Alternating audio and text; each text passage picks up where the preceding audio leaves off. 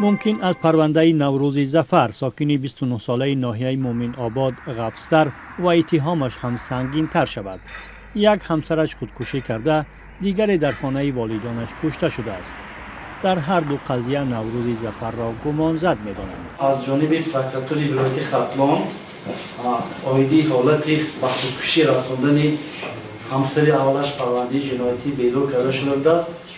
بعدا هر دو همین پرونده جنایتی در استحصالات یگانه یکجایی کرده شدند و عین حال هر دو حالت مورد تفتیش قرار دارد. نوروز ظفر را 3 ماه پیش با گمان به قتل رسانیدن همسر دومش جوهربی دولتشاه دستگیر کردند. حادثه ماه دکبر سال 2025 روی داده. جوهربی همگی 27 سال داشت. مقامات گفتند به بدن او 11 کار زده شده است. همسر اول نوروز ظفر 3 سال پیش خودکشی کرده است. دادستانی ناحیه مومن آباد گفت حالا هر دو پرونده را یکجا تحقیق دارند. از جانب پرکاتور ناحیه با ماده 134 قسم 2 بعد یک پرونده جنایتی آغاز کرده شد. نسبت از چاره پیشگیری در نمود حبس پیشگی تطبیق کرده شده است. این حال که تفتیشات با ادامه دارد، در حالت تمام شدن تفتیشات قرار نهایی قبول کرده می شود. معلوم نیست نوروز ظفر از همسر اولش فرزند دارد یا نه.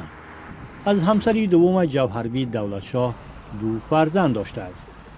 در حکومت ناحیه مومن آباد گفتند که حالا فرزندان او را پدر و مادر جوهربی نگاهبین دارند. همچون سرپرست سوغم مسئول سوغم هم خودم رفتگی از حالت نو خبردار شدگیم وابسته به تربیه فرزندان او که حاضر در تربیه پدر و مادر همون دختر هستند. تمام چاره ها دیده شده است. مقامات اجرایی حکومت دولتی ناحیه در این مسئله به توجه نیست. جوهربی دولتشاه 1 هفته پیش از کشته شدن از همسر جدا شده است. هر سال در تاجیکستان هزارها عائله از هم می‌پاشند، ولی بحث و جنجال طرفها باقی میماند.